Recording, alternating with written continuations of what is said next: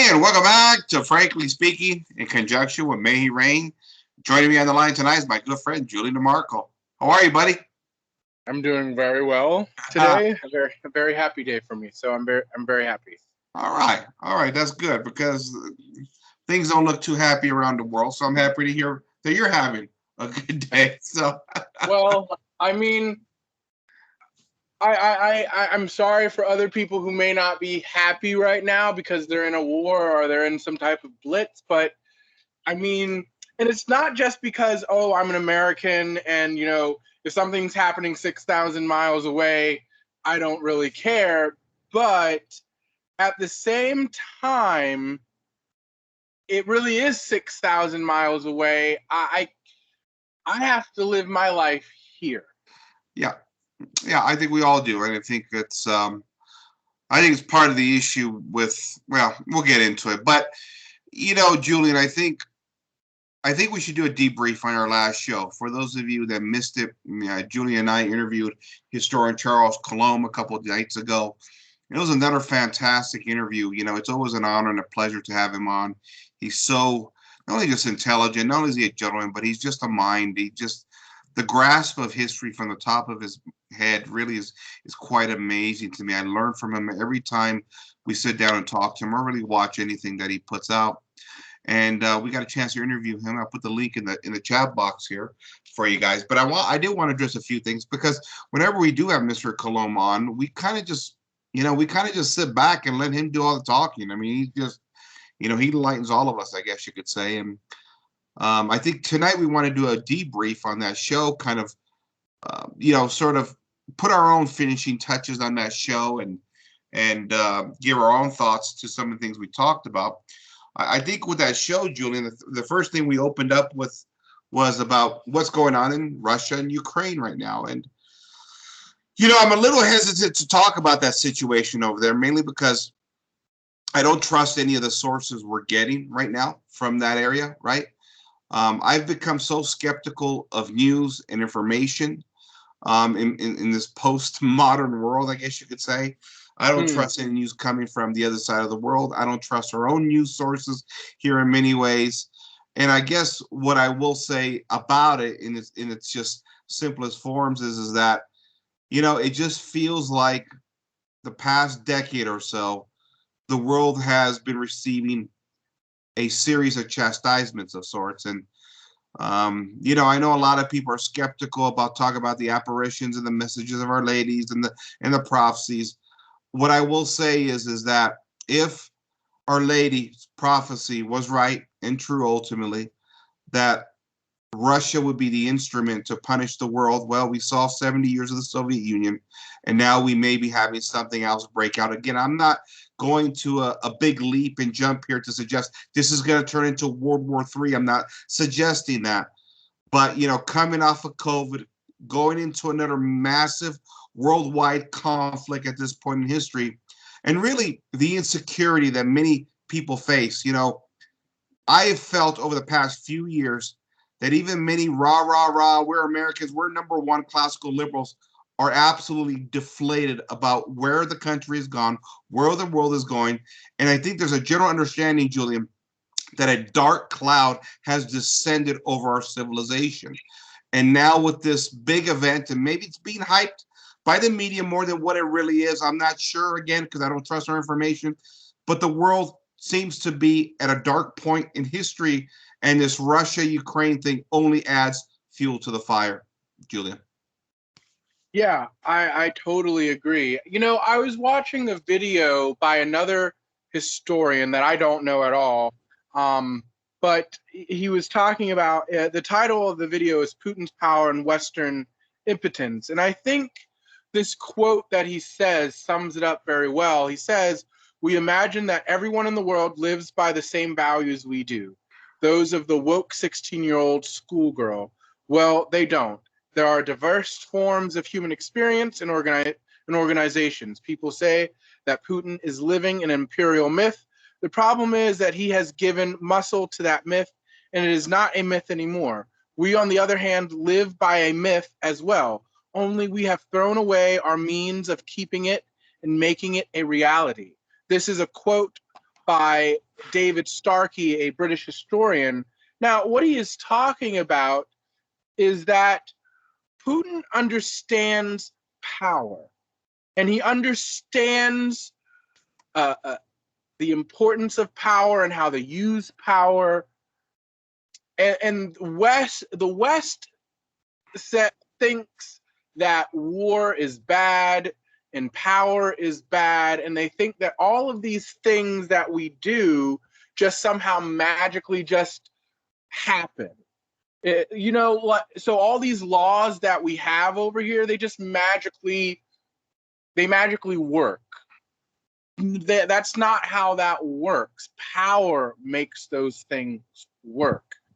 Like with the police, you follow the law. If you break the law, the police will arrest you or whatever the case may be.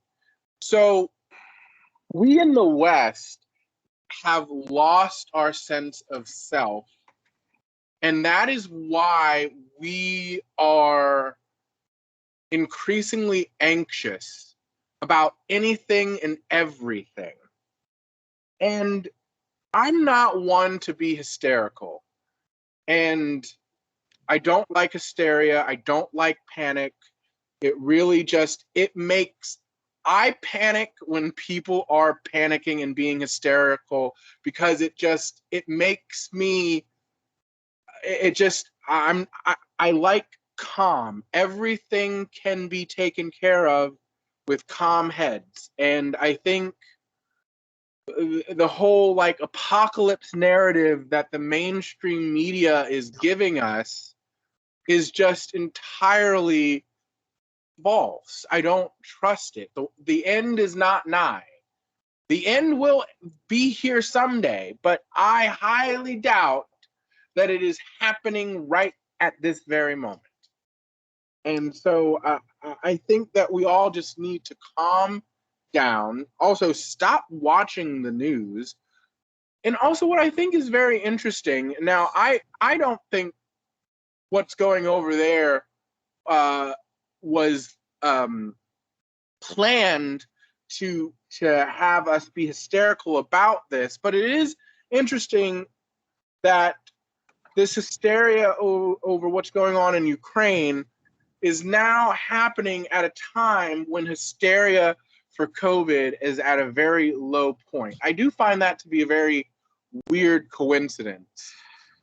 Yeah, it's like they're lining up the tragedies or the events to keep us all on pins and needles of sorts. And so I too find it very disturbing. I find it that I suspect at least that there's some motivations behind the scenes that we don't see at this point in history. And I'm generally not a conspiratorial kind of a guy, but I do believe we're living in a world where there's certain elements and powers behind the scenes that we can't see, faces we don't know, names that we don't know, that are pushing certain buttons that through the vehicle of democracy, ironically enough, that the elements of power have been bought and paid for. Call them corporations, call them elites, call them, whatever you want to call them right now. I just think we're being set up for something bigger right now. There's too much going wrong. On top of it all, the tyranny that even many classical liberals are really complaining about, or at least not complaining, but pointing out now, whether it's in Canada, whether it's in America, we have riots on the streets, we have broken families. I mean, everything that signals toward a civilizational collapse, Julien, we're faced with it every day. I think, in fact, we're faced with it so much that we forget exactly how we're actually descending into sort of this abyss. But it's a slow movement, right? It's not one that's going to be this cataclysmic, sort of Armageddon moment. They're preparing us, it feels like, for something bigger. And I think, everyday Americans that got to work every day, and I keep talking about this, is that it's not just from the left that this is coming from, it's coming from the right. Because like you pointed out when you started this, you're like, listen, it's 6,000 miles away. I got to live my life. And see, I feel the same way because we live in this debt usury system where we're always forced to participate again in the economic engine of prosperity, where we're always working from throughout the course of a lifetime, from birth to death, we're put into the system. And if we ever have to opt out to take care of something or worry about something else, like in Russia or Ukraine, guess what? We're not allowed to opt out, because we'll lose everything. We're forced into the system. In many ways, we're forced not to care about things that don't concern us as individuals because we don't have the time, the space, and the resources to care about anything else. And they've built the system that way, Julian. Yeah, I think what's interesting, because Charles didn't talk about this, because it's not necessarily prevalent because he's overseas, but what is interesting is that, well, he does talk about this on his own personal podcast, but it's that we have had supply line issues for nigh on a year now. Yeah. It's ridiculous. I was in the Rite Aid 2 days ago, and it looked like the place was ransacked. And oddly enough, it was the night after. It was the night after, the invasion into Ukraine. And, I'm thinking to myself, well, I hope this wasn't like, the apocalypse is coming, run to the store and just ransack the place. So when I get up to the cash register, I'm like, the shelves are pretty empty. And the cashier says, supply line issues, we can't get anything. And I'm like, oh, yeah, makes sense. And I'm like, yeah, I'm a restaurant manager. Most of the stuff that I need for the restaurant, I can't even get. And this has been going on for almost a year. Yep. But now we're supposed to be concerned about Russia. Why are we not concerned about the supply lines? The only person I think on mainstream legacy media that talks about this, that has a modicum of credibility, is Tucker Carlson. Yeah. But nobody else is talking about this. And yet now we're supposed to be concerned about the Ukraine. Well, what about the issue that's been going on for a year now? Yeah, I think if you're pointing out that it seems like a giant distraction, I get that same sense too. Not that it's not important, not that it's not happening over there, but COVID has conveniently died off in the media. The supply chain is not being mentioned. The fact is, we got problems at home that politicians don't want to deal with right now. We have inflation killing Americans. It's absolutely killing everyday Americans right now. And I'm talking to people here where I live, and they're not making it anymore paycheck. It's not even paycheck to paycheck right now. They're telling me their paycheck is not lasting to the next paycheck. That's going to be a real problem soon here in this country. And so, there's lots of distractions right now because the country's not being run very smooth. There's lots of people that are upset one another. There's lots of social strife. We're at each other's throats constantly. We got these sort of, different paradigm ideas right now that don't look to be, solvable at this point in history. So, Julien, if you're telling me it feels like it's a giant distraction of sorts, you got no argument for me. Yeah, there just seems to be so many things going on that aren't being talked about. People are still wearing masks, whatever your point is, whatever your thoughts about COVID. It's just, we're still dealing about this. We're now, people are now triple vaxxed, double vaxxed, and yet we're still worried about COVID, the supply lines, and now Ukraine. It seems every single week, every single month, now for the last 2-3 years, the end of Trump's presidency, and now, Biden. It seems as if there's always some big crisis. Yeah. Mm-hmm. It's just, it never seems to just be. Yeah. There's always just a crisis. Yeah. And it's just like that. This does not seem, this this does not seem healthy, especially when we are so interconnected as a civilization unlike any other time in the world.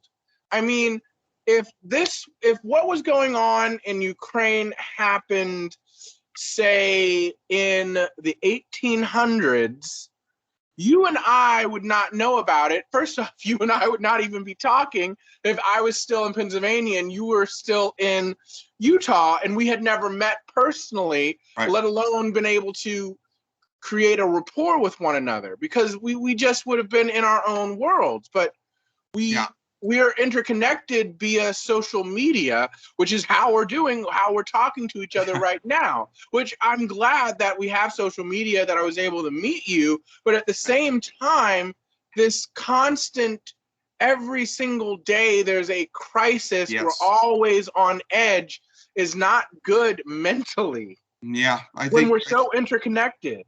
Yeah, I think with the internet, you get the good with the bad. I just wonder sometimes if you get more bad than good. And so, listen, I know people are, there's Russia, Ukraine things all over the place, and there's different point of views on this. There's a one side that says Putin is evil, he's Hitler, he's KGB. There's another side that says, well, the Ukrainians aren't perfect themselves. Listen, I'm not there. I don't know those regions of the world, and I don't trust any information. I cannot put judgment on that conflict. All I can do is judge the things that I'm aware of, and that is here in this country. And what I will say to you is this: is Putin good or bad? I don't know. He could be bad. He could be evil. I don't know. But what I do know is here where we live now in America, I'm not sure we're the good guys anymore. I'm not sure, Julien. I don't think, like, the fact that you don't trust the media, I don't trust the media. The fact that most people don't trust the media, that's a problem. And the fact that most people my age or younger are so indoctrinated with this namby-pamby liberalism and leftism and wokery and just everything else, it does not bode well for the future. And I think Charles brought that up. And he brought up an interesting point that all this wokery that started under Barack Obama is when the new Cold War against Russia started. Because the Russians see this kind of garbage over there. They look at us and like, they're lost. They're completely lost out in the West, and they're not following along. It's not just Russia. It's Hungary, it's Poland, Czechoslovakia. And we keep going down this sewer pipe hole here in the West, and we keep doubling down on it. We have politicians that continue to support it, the media, and every institution for that matter. I mean, and so from their point of view, they're a dying empire. Maybe this is we've given them reason to strike for that. Not only in the sense that they sense weakness, but maybe they also sense moral superiority at this point, Julien. I mean, I think that's true. I mean, you only strike if you're good, and if you're one thing I think Putin has said, when you're good and you're strong, how do you keep goodness in power and in place? It's because you are powerful. Yeah. Good keeps good things in place because it is in a position of strength. When you're not in a position of strength, you can't keep anything together. And I think the West is morally weak, financially weak, politically weak, disconnected, disjointed.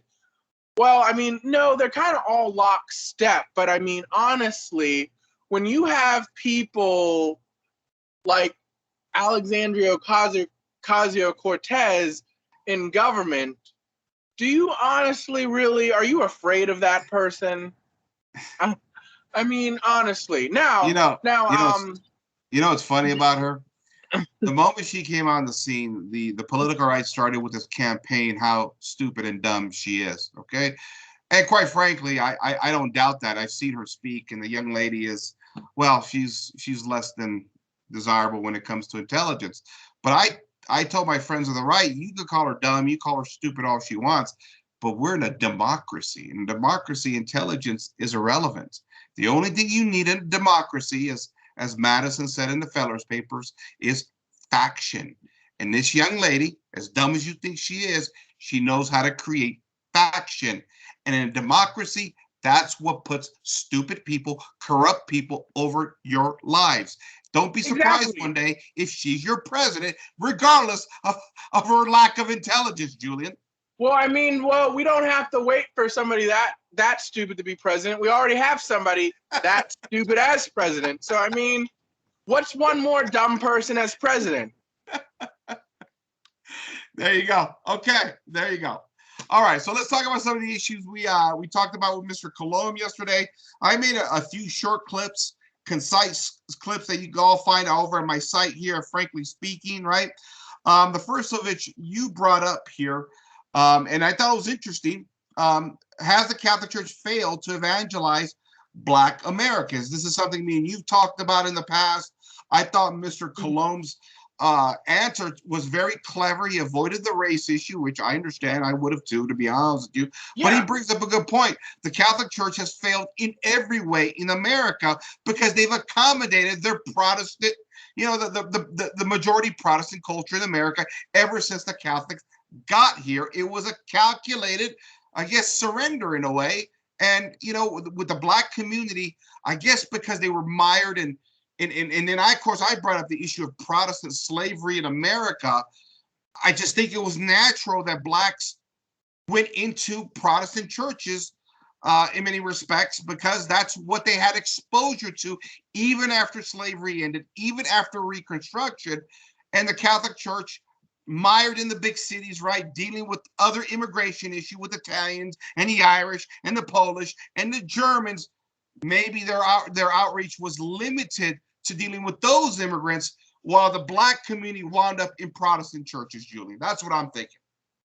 I think you're not far off. What I do know from my own personal studies that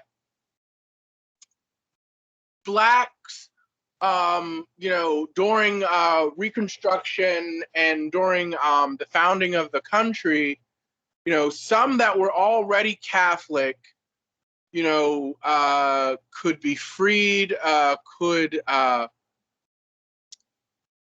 not necessarily in all areas be freed, but they would be able to join clubs or have property or get certain jobs or whatever the case may be if they left Catholicism and joined Protestant churches. And so they did. But I think what Charles said is right. He avoided the answer and answered the answer by saying that the church failed everyone, which it has. I mean, I really don't see the church really evangelizing anybody. As I've said before, personally, and on podcasts before, it seems like the Catholic Church is circling the wagon, which I think is really, abortion is bad. It's evil. It's intrinsically evil. But I think one of the reasons why Catholics, are so wanting to have big families is because it's wanting to boost the numbers, which is understandable. But, I mean, you can only have so many kids. If you're not actively... So you have, all your kids and, you regrow the Catholic population in an area. But what about your neighbors who aren't Catholic? It says the greatest commandment is love thy neighbor. So you're going to, if the Catholic Church is important to you and you think that it is the only means to salvation, why are you going to leave your neighbor out in the cold to die when you can bring them in and get them warm so they can survive? Well, I think I can answer that, Julian, because I'm the product of immigration, right? Because one of the arguments that many traditionalists put up is that before the 1960s, before Vatican II, the Catholic Church was booming in America. You could not build churches fast enough. The priesthoods were packed. The convents were packed. Catholicism was booming in the 40s and 50s, and that's when Archbishop Fulton Sheen came out and his. But it all collapsed. It all collapsed Well, okay, literally within a generation. I got you. I got you. And that's what I'm getting to here. Archbishop Bishop Fulton Sheen came out and said, "Listen, at the rate we're going, Catholic America is going to be a Catholic nation. Why? Because the Protestants were already contracepting, and Catholics were coming in from across the pond, from Ireland and Germany and Italy. Right? We were becoming a Catholic nation until Vatican II. Now, what happened at Vatican II? Of course, we'll get into that discussion there. But my point is, the boom in American Catholicism was a byproduct of immigration, in my opinion. Okay, and I'm the byproduct of that. The problem is that through the concept of religious liberty and American religious indifferentism, when those immigrants got here, they were very faithful, very devout. It was within 2 generations, starting with mine, where liberalism and this religious indifferentism and a new emphasis on the material world alone, apart from the spiritual world, which is what we focus on in America, that began to work on the apostasy of the first and second generation born here from those immigrants. America, in many ways, kills the faith because America has never given true public devotion to God. It created this religious liberty concoction, and true faith and true religion and Catholicism comes to die in America. Those immigrants got off the boat very devout. And I will still say to this day, Julian, if they knew that within 1 or 2 generations, all their offspring would have apostatized, they never would have got on that boat to begin with, Julian. Yeah, I believe so.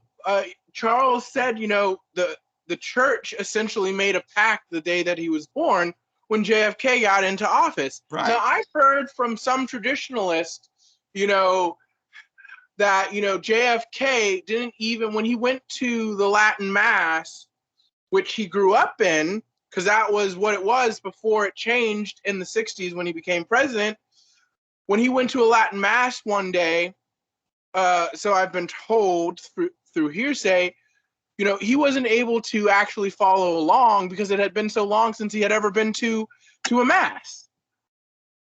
And this was before the new mass became prevalent. Yeah. So, it's interesting that Catholics were willing to, once again, in this country with JFK, essentially roll over, because that's also what happened with the first bishop in this country as well. What is also interesting, and I think I'm not a conspiracy theorist, I'm not, but there does seem to be a correlation that there was a time when almost, I believe, in a lot of those big, huge, family heirloom Bibles, particularly in the 40s and the 50s, they had all the prelates throughout the country. If you look, over 90% of all the prelates were Irish. And we all know how Ireland has fallen apart since its independence as a Catholic country. There seems to be Irish Catholicism seems to, in my mind, and I've talked to other Irish descent Catholics who are very devout and who have talked about this, that Irish Catholicism tends to, especially in America, if they're not fighting Protestantism, fighting Protestant rule, then it tends to just tucker out. Like, one of the going forces in Ireland, the reason why it was so Catholic was because it was ruled over by Protestant Britain. And so in order to say, we're not like those Protestants, we're Catholic. It was more of a political statement than a religious statement. Yeah, well, I'll just say this much. I've seen problems in the Italian community. I grew up in the big Italian community out on the West Coast in Los Angeles, and the apostasy kicked in within really the first generation here. It started to kick in, but second generation, it really just it full blown apostasy. Um, Again, I can speak from the Catholic Sicilian experience because the poverty, the economic struggles of many Southern Italians. Once they got here, they became enamored with economic prosperity, and with that, they lost sense of the faith. That's my conclusion there. And again, me being first generation, being born here, my parents kept the faith. They taught it to me. My grandparents were excessively devout, but it was my generation in the 70s and 80s and 90s where it all began to break down. Where the traditions, right, the customs, it started to break down where we weren't practicing those things anymore. You know, the way, what's the old saying, the way you worship is the way you believe. Well, once you stop practicing the faith, and whether it's the sacraments or whether it's the rituals or whether it's whatever it may be, the faith dies eventually. Throw in Protestantism, especially this sort of 1970s, 80s Jesus freaks, evangelicals, new and improved Christianity, kind of drive through Protestantism into the mix. That confused Catholics as well too, and it took a lot of the faithful away from the church along with the apostasy. I think America, I'll be honest, I think it's been very deceptive. I think when a lot of those immigrants got into the boat, listen, they were promised religious liberty. They were promised the ability to practice their faith once they got here. And they were allowed to do that for the most part, Julien. I would agree. But the problem again is that faith in the Catholic sense, it's not a personal, it's not that personal relationship per se. It's a part of it. But faith and religion is a public declaration in the old country. That's how it always was in Italy. It's how it was in the old Catholic countries. But here we were asked to keep everything internally to ourselves because now we're living amongst Protestants and Jews and Muslims and everybody else around us. And it made Catholics insular. It made them insecure about their faith in many respects. And Catholics either lost the faith or began to hide. Right? They weren't as aggressive as Protestants. Yeah, I think that is exactly it. Because even today, like I've said, they're circling the wagons. They're trying to get the Catholics that have left the faith to become Catholic, and then Catholics that are still practicing to stay Catholic. But yet, you don't really see a lot of Catholics trying to evangelize people who aren't Catholic. And it just, they are very insular. They are, and I get, as a convert, it's just like, well, why did you become Catholic? And it's just, in every single, convert that I've seemed to come across, they themselves tend to like either come to the church on their own, or they have a friend who gently brings them along. But it's not like a lot of Protestants where they have like street preachers or street evangelizations or stuff like that is actively trying to change the culture for the good. The church, the church doesn't seem to want to have solid Catholic communities. I mean, there are Jewish neighborhoods, but you never really hear about Catholic neighborhoods. Nor do you necessarily hear about Protestant neighborhoods. But you don't really have to have a Protestant neighborhood because Protestants are the majority anyway. So almost every single neighborhood is a Protestant neighborhood. Right, but you cannot have Protestant neighborhoods if you don't have no dogmatic or doctrinal cohesion. Every Protestant believes what they want to believe. Every Protestant goes to whatever church they want to go. It's me and my personal Jesus, right? That's what it is with them. Catholic communities are fundamentally different.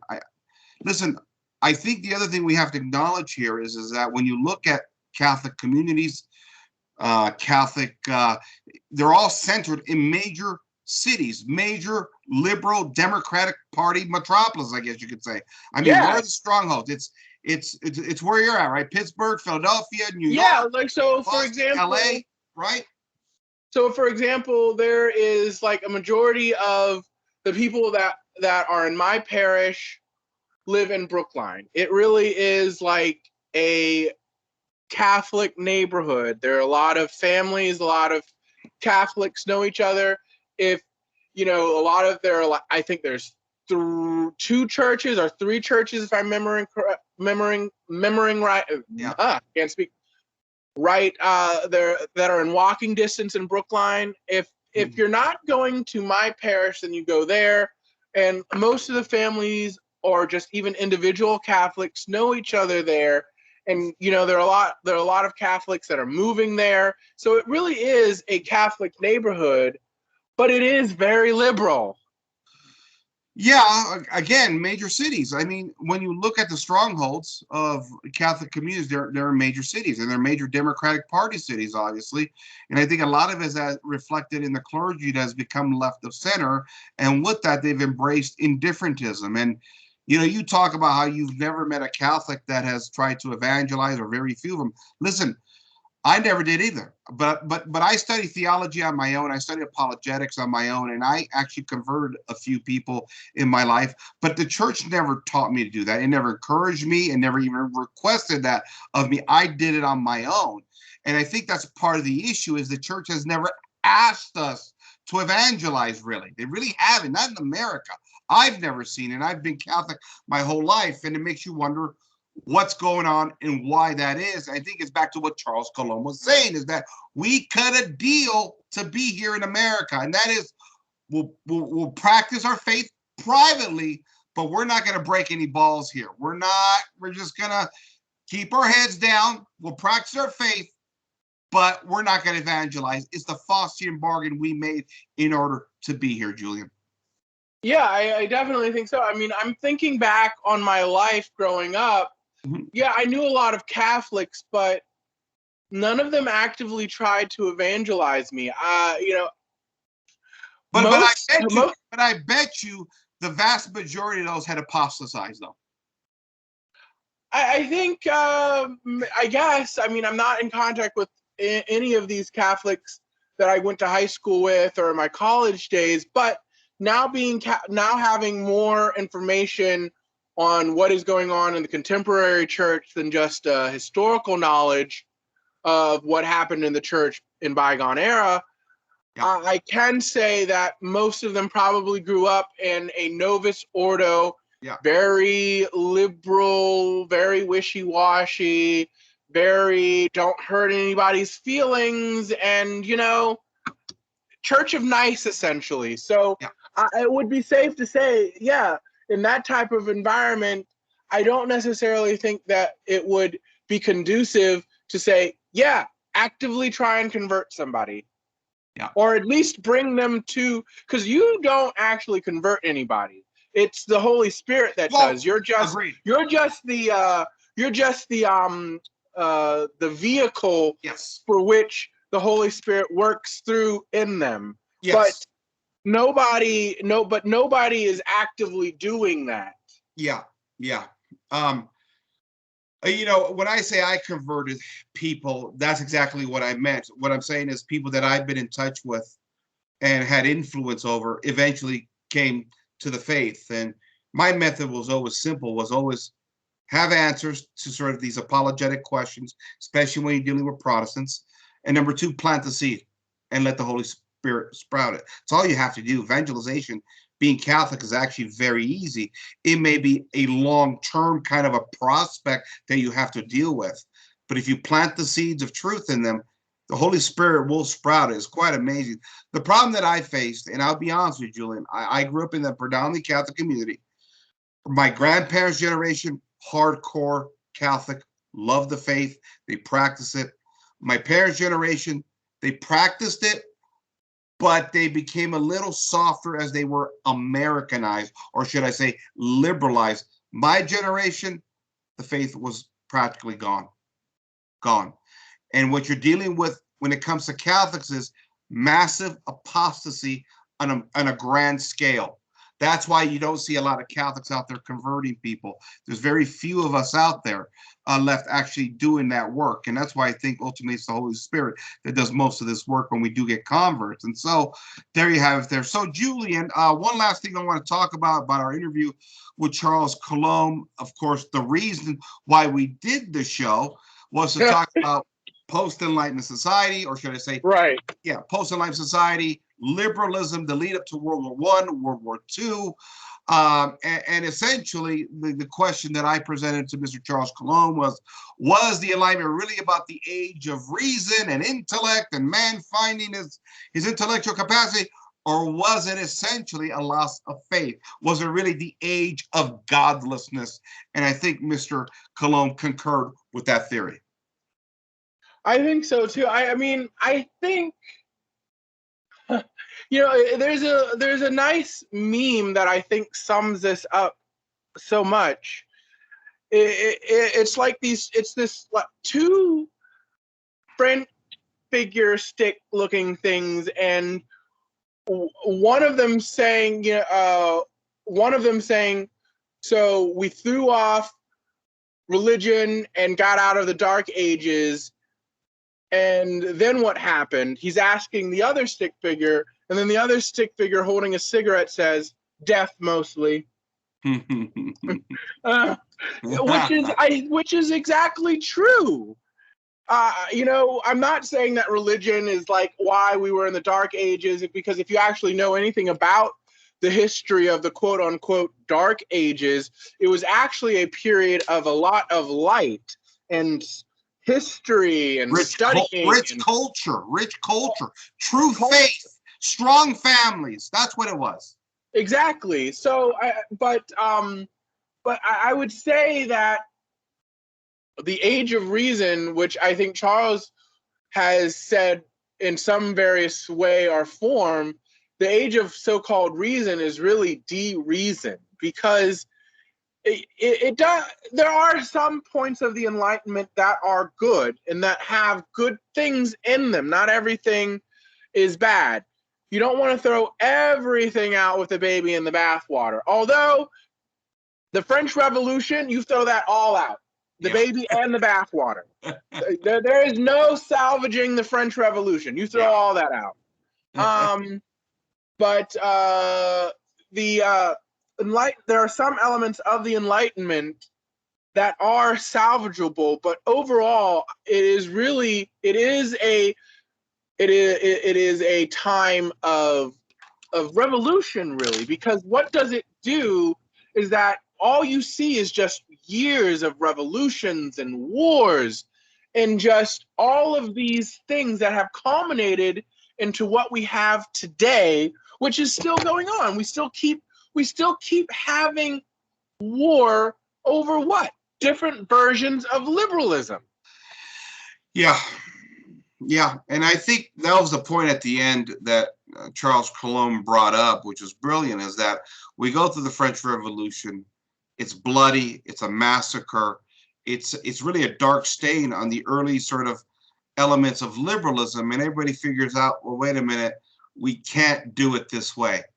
So liberalism is essentially, or at least the more modern version of it, is a nice package way to implement the ideas of the French Revolution, so we all don't call ourselves a bunch of lunatics that mass murder a bunch of people of true faith, primarily most of them which were Catholic in France. Liberalism, it's a nice way to implement the French Revolution. I thought that was a brilliant point that Mr. Coulombe made, Julien.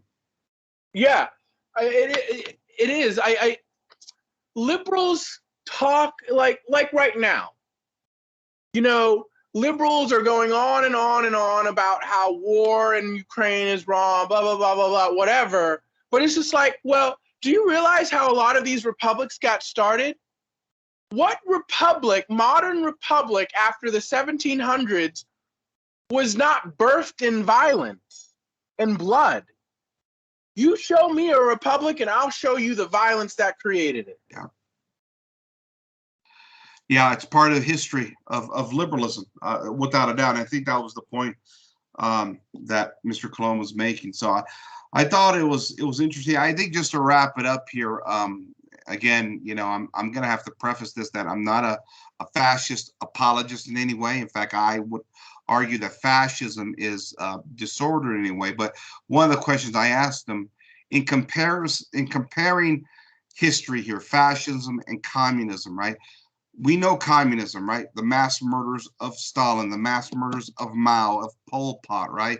We got the concentration camps all over sort of communist nations. We know about the sort of the refugees or those escaping Cuba, tying rubber boats together, risking their lives. We knew about the East Berliners who were shot in the back trying to jump the fence, heading for freedom into the west side of that city during the Cold War.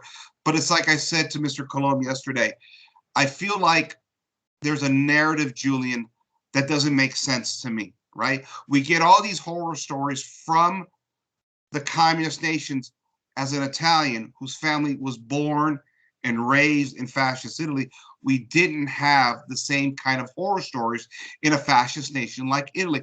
I'm not saying it was perfect. I'm not saying that Mussolini was perfect. I'm not saying that he wasn't even a bad guy. He had a political concentration camp for his political enemies. But then again, which nation hasn't had that throughout its history, right?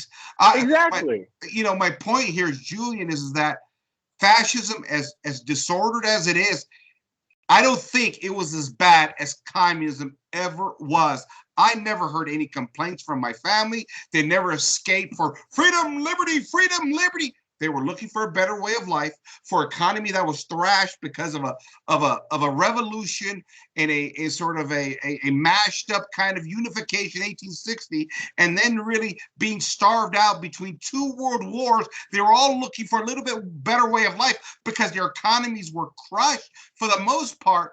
But never did any of my relatives or my ancestral roots or any Italians I grew up with tell me they escaped because of the oppressive fascist regime and how they oppressed freedom and liberty. I never got those stories. Those are stories of communism, Julien, not those Catholic nations, Julien.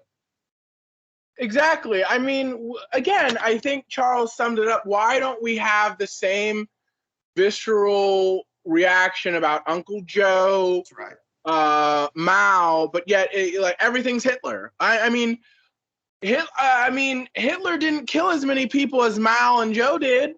Yeah. And I don't think and I'm not a Mussoliniite at all either. But I don't think Mussolini killed nearly as many as Hitler, let alone Mao or Uncle Joe. But yet it seems as if Mussolini is he's like one tier down below Yes. Hitler. Yeah. And it's just like, well, I mean, I don't.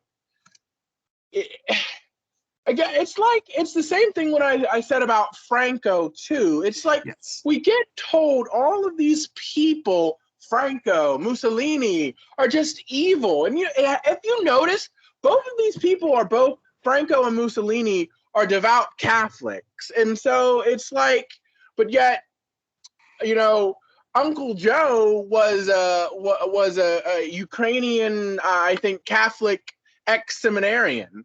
And Mao was some animalist or some other, or Buddhist, I think, maybe one of the traditional Chinese philosophies or religions, but yet they don't get as much scorn as the two Catholics, Franco and Mussolini. Right. I just think there's bigger villains in history than those leaders. And I'm not sure, in some cases like Franco, I'm not sure if he was a villain. I mean, that country was being invaded by Bolsheviks. I mean, and like Mr. Coulombe said, I mean, if Franco doesn't step up and take the military actions that he takes that are called atrocities, again, Spain is Poland.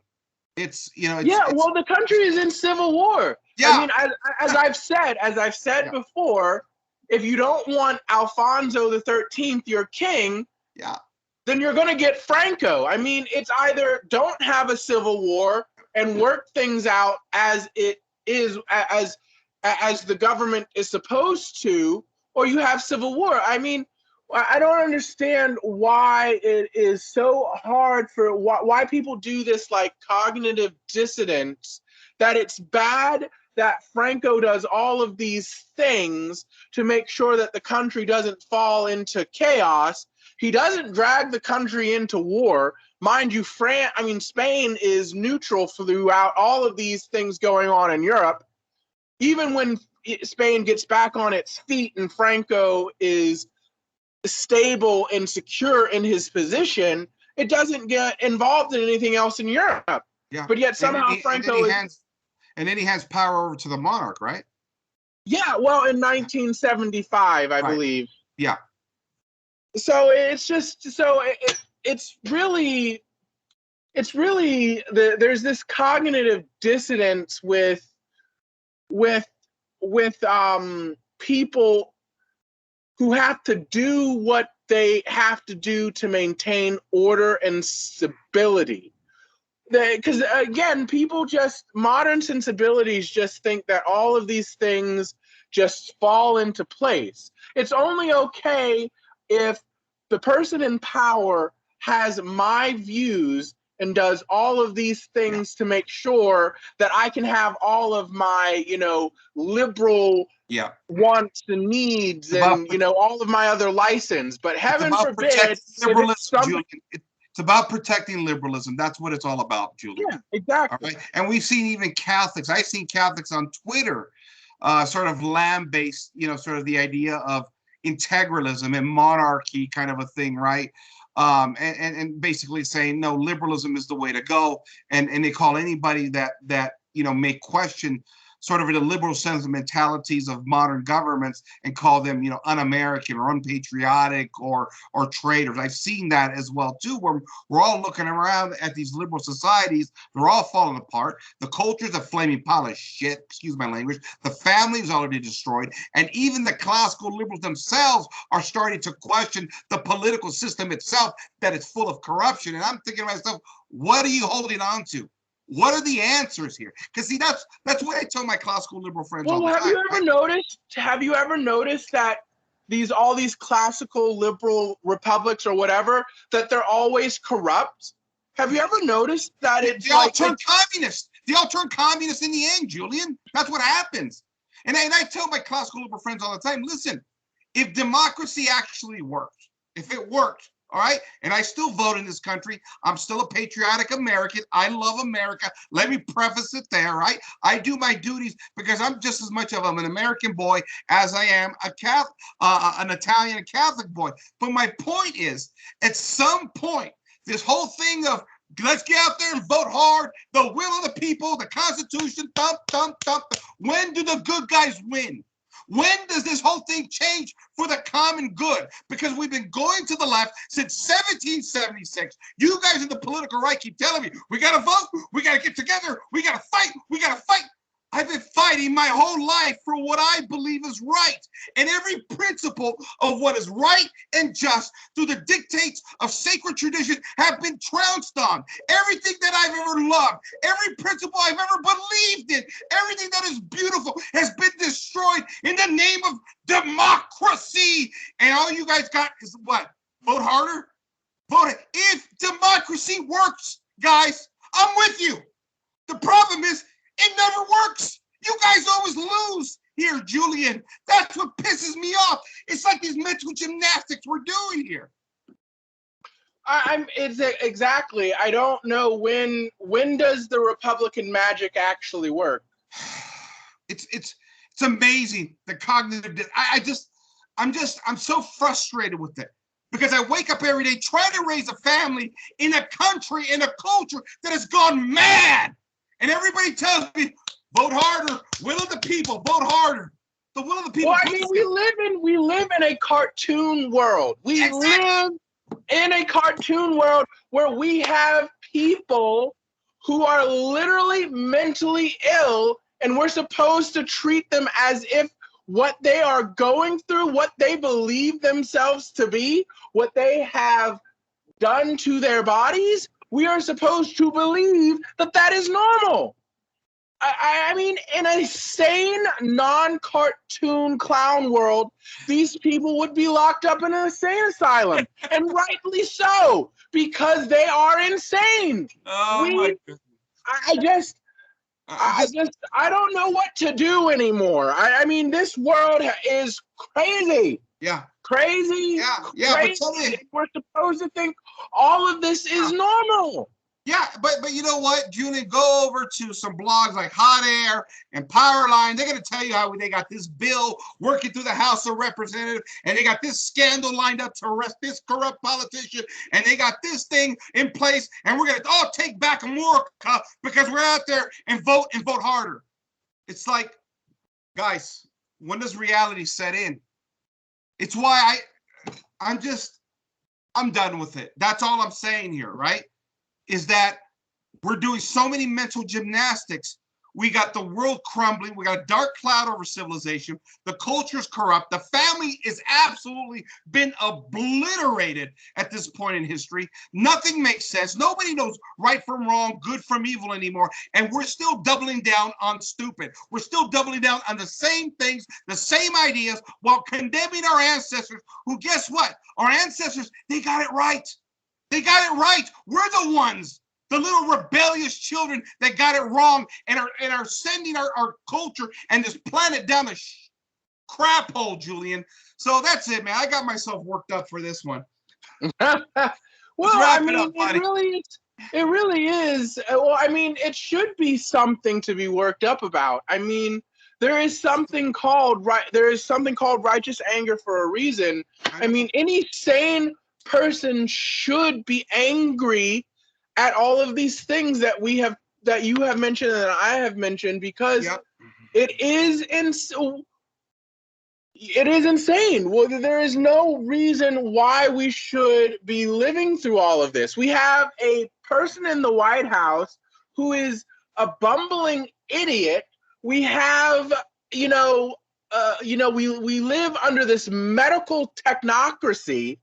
They keep moving the goalpost about this virus and all of these other things, and people are like scared out of their living minds. And we have people, who can't even, make up their mind of what they are in the morning. It's like we are literally living in a very horrible cartoon that I would not even watch on a Saturday morning. Yeah. And then we got to hear the propaganda of how oppressive the old world was. And I'm thinking to myself, yeah, but at least they own their land. I don't own any land here, Julien. They've taken that away from us.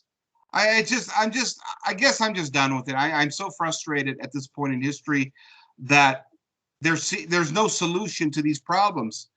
And it's people are stuck on their old ways that got us here. I said that a minute ago. I don't know what else to say. We got the culture crumbling around us. The political system is inherently corrupt. Nobody trusts it. The irony of it, even my friends on the right now don't even trust it. The problem is, Julien, they don't know any different. And mainly because most of them had lost the faith. They've lost the one true faith, the Catholic faith, which built our civilization. It put into play the governing body of law, the philosophical principles.